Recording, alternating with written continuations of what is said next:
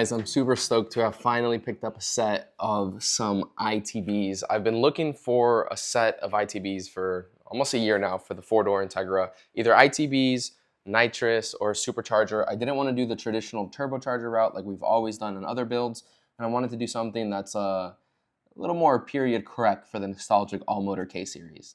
So if you haven't noticed by now, I think it's safe to say that I'm extremely excited to run these ITBs. I've been after a performance mod for the four-door Integra for quite some time.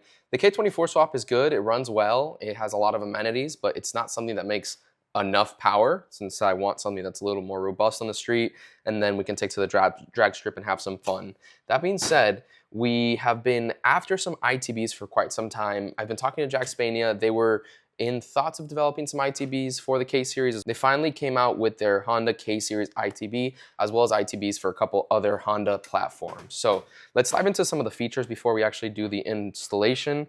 Some of the stuff that I saw and some of the stuff that I ran into, I think it's important to note. So right off the bat, you can tell they're designed for manifold flange is an O-ring style flange rather than a standard gasket style flange. Now this is really common in the ITB community. They use standard circle style O-rings to seal the ITB to the head.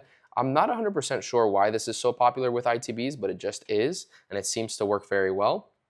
What I do like about these O-rings is that it's just a standard circle style O-ring. As long as you have the ID or OD, you can get the regular O-ring to replace these if you ever rip one in maintenance, and then they form fit to the bevel that's been cut into the side of the flange. So that's pretty cool right there. The flanges all operate together, as you can see. Obviously, if you aren't familiar with an ITB, it's when you have a throttle body for each individual runner on your engine, which in turn provides more airflow and a whole bunch of cool noises as well. So there's some other cool features on this, talking about the actuation of the throttle blades themselves. One thing that we wanted to really test on this before we put it on the car was the response, the smoothness, and if there's any sticking on the blades. So we played with this quite a bit, and they are super smooth compared to some of the other stuff that I've seen, and they don't stick. Something that you'll see a lot with billet throttle bodies in general, not just in ITBs. Sometimes they make them very close and sometimes they touch and get stuck, which is really dangerous if you think about it. If you're trying to decelerate, you let off the throttle pedal sometimes, and if a blade is stuck open, you're still under that acceleration attempt when you're not trying to move forward. Something else that I liked about these was the actual fuel rail design. This is a standard style in and out fuel rail, but it also has an additional port in the center if you want to do a center feed style for the fuel system. And then the injector style that they recommend to use with these, according to the heights of what this is a standard domestic LS engine. Now I don't know if that's way different from a K-Series. Just visually, I think the K-Series is a little shorter, and if that's the case, what we can do is remove the hardware here, and it drills right into this flange right here so it mounts directly. I think what we can do is run a spacer on the bolt, cut down that collar of the spacer if we need to adjust the height of the fuel rail. But it's pretty cool because it sets its own depth and it's positioned for the O-rings to have perfect straight path right there rather than having some spacers that you kind of have to stack, and sometimes you'll get some deflection of the fuel rail and then that could lead to fuel leaks and O-rings pinching and O-rings breaking. So I'm pretty happy with that right there. It then uses two 90-degree brackets on the included fuel rail, then uses these two 90-degree brackets off of the fuel rail. I just have them finger tight right now, but those can fully tighten. I do recommend when you're going through all this tightening process to run some blue Loctite, since this car is going to vibrate quite a bit with some semi-solid mounts and the ITBs. I think it's good to Loctite all this stuff. So that's pretty neat right there. For the bottom of the runners, it does include these push lock fittings to run air lines to a vacuum block. We have the standard vacuum block that we picked up off of Amazon. I'll link that as well down below if you're interested in getting one of these. I think they're like 17 bucks. The sizing of these are 65 millimeter sized ITBs. So this is pretty large for a stock engine. We have a stock K24 right now. I do plan to do some internal modification in the future. The ideal size for a stock K24 would be something smaller. I believe they have a 50 millimeter version as well, which would actually do very well for a stock K24. But since we're going to be upgrading the engine in the future and making more power, we want to start with something larger like a 65 millimeter that can breathe not only now, but in the future as well, instead of having to get two different sets. That being said, we're gonna go over to the car right now. I have it cooling down with a little fan. That way the accessories can come off easily. Given that these are larger ITBs and the runner design is pretty straight, we have to delete the power steering in the car. That'll entail removing the pump. That bracket that's close to it needs to be cut off of the water pump housing. Then we're gonna run an aftermarket pulley that ties into the post mount to remove that large bracket that goes right there next to the ITBs. And we're gonna be able to have a lot more real estate to work with right there. So for the injectors and fuel rail, modification wise, I did end up cutting these spacers. Now, I didn't cut the proper amount. I cut a little bit too much because I didn't measure correctly. So I ended up having to add a little bit of washers, 2 washers on each side. And until I find a bolt that I can just go to Ace Hardware and buy a correct size one, I have a bunch of washers stacked up on the bolts that were supplied. This is completely ghetto. Do not follow this. I'm just waiting to go to the hardware store one of these days and get the proper size bolt. Let's go ahead and put this thing on. Obviously I have the O-rings already on there. Oh, good thing we looked. That one moved a little. And I have a little RTV on my fingers that I should have cleaned off, but it's okay.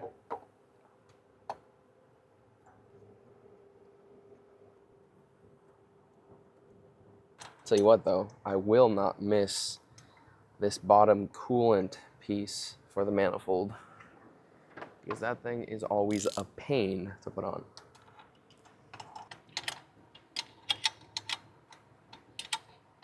So now we've got to install this coolant adapter that goes on that side piece right there. If I'm being totally honest, I don't love this style that uses this little spring.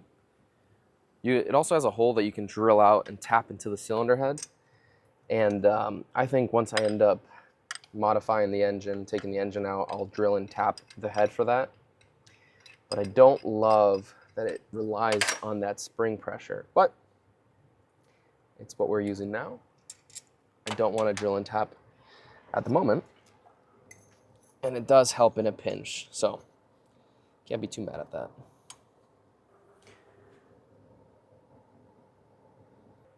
I actually have to step out of the shop for a couple hours, and this is going to seal up and dry for the most part. Typically you want to wait around 12 to 24 hours for RTV to fully dry,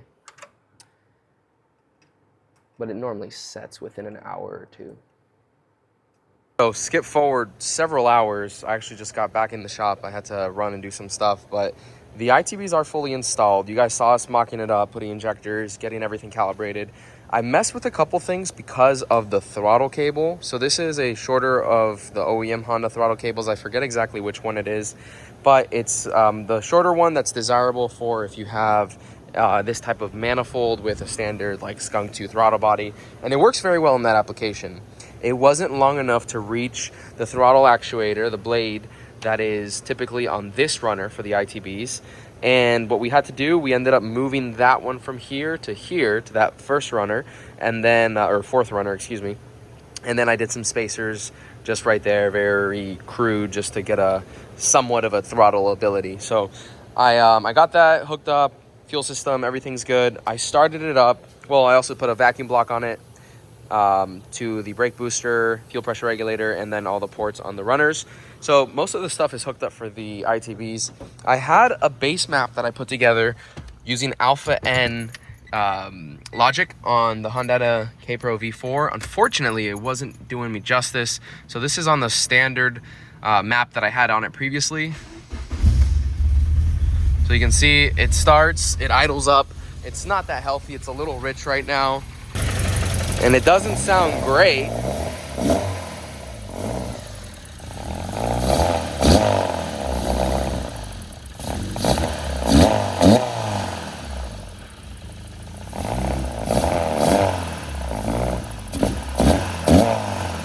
Alright, I'm gonna shut it off before we do some damage. So it's running, but it's unfortunately not too healthy. So what we're gonna have to do, we're gonna have to do some tuning onto it. I'm gonna talk to Carlos Tuning at the car clinic, see if we can schedule some time together, put on the dyno together, and he can kind of walk me through the Alpha N tuning in Honda K-Pro V4. That way I can learn some from what I've already been searching online, and we can get a good tune on here. So I don't know why, but these last couple clips that I've been like videoing here in the shop, the colors are just super off and the focus isn't working, so I apologize for that. But basically, there's the car's running with the ITBs. It's not great because there's some tuning that needs to be done, and I need to book some time to get it done once I'm back in town. So starting actually tomorrow, by the time that I upload this video, I will be out of town for the next 8 days or so, and when I come back I can actually start working on this again. Unfortunately, I don't have time to get it all finished now, but the ITBs are installed and there's plenty of time to do all this stuff when I get back. But of course, since I'm going out of town, I'm gonna make sure that old girl gets a little cold start. That way she doesn't sit with fuel too long in those injectors. It's been about a week or so, maybe a little bit more since I've started it. Let's get this puppy started.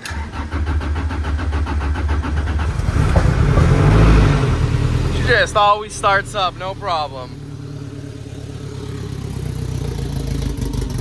Oh, oh, oh, oh, oh! Come on, come on. All right. I'll let that idle for just a minute or so it gets a little warmed up.